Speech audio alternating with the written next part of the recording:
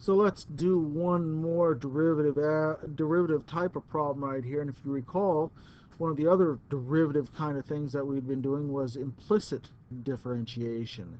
Implicit differentiation meant that what we were going to do is we were going to take the derivative with respect to x on both sides. So I'm going to be taking the derivative of y plus the sine of x on the left, and taking the derivative with respect to x of x times the cosine of y. All right, so on the left-hand side, that's not too bad, right? Because this is going to be just our sum rule, which means that we're going to be taking y prime plus the derivative of sine of x, which is cosine of x. And we're going to be setting that equal to, well, we've got a product over here, so I guess we're going to have to use our product rule.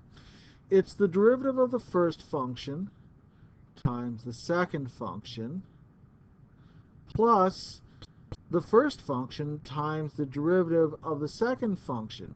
Now, if you recall, anytime we took the derivative with respect to x of something like f of y, right, it meant that what we were going to get was f prime of y times y prime.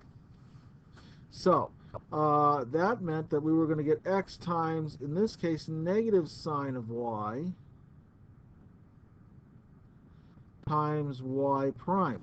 All right, putting this together, we're going to get y prime plus the cosine of x. It will equal the cosine of y minus x times the sine of y times the derivative of y. All right, so what should we do?